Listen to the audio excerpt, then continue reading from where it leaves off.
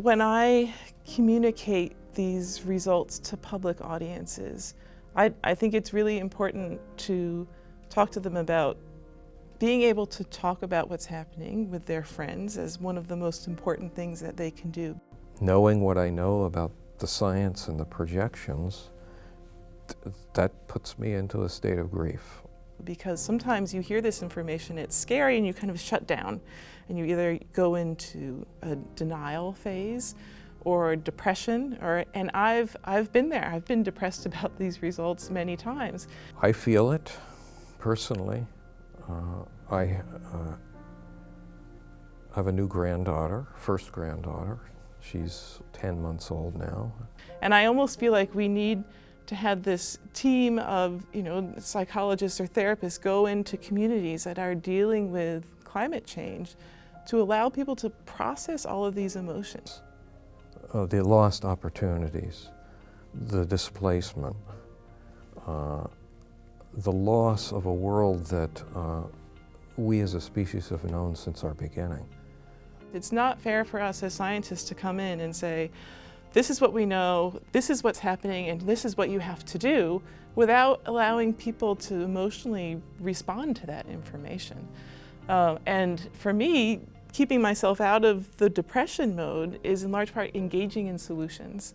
And for me, part of that solution is educating people and helping them reach that point of acceptance about reality, not acceptance as in giving up, oh, there's nothing we can do, or it's so bad, it's horrible, but acceptance that the future is going to be different, and not to fight that feeling anymore, but to accept that feeling and then move a step past that and say, well, how do we want this to play out? There's no question that the number one control knob for how our cryosphere is going to change is humans.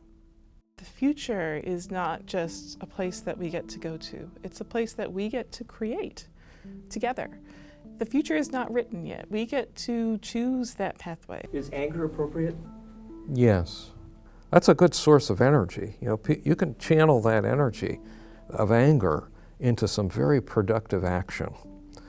But it's productive only after you've reflected on the anger and where it's coming from and where it's directed. We are nowhere near a point where we should put our heads in the sand or throw up our hands and feel that there's not something we can do. Absolutely, there are many things we can do, and indeed, what we do will be the primary determinant of what things look like in the future. So instead of looking at those graphs and thinking, that's our destiny, we can say, no, we can make a choice and choose a different pathway. I understand that we can sometimes feel despondent and feel like it's out of our hands. There's nothing that we can do. But that is not, as somebody who works with this system, over the past 10 years I've been working in permafrost, that's not the impression that I have. We are really in the first step of what is going to be a very long process, because these ice sheets may take hundreds of years, thousands of years to respond even just to the warming that we've already caused today. And so that's an ongoing journey. So I really do see a sea change, lots of people from all kinds of different backgrounds getting engaged, realizing that we are causing the problem. That's not reason to despair.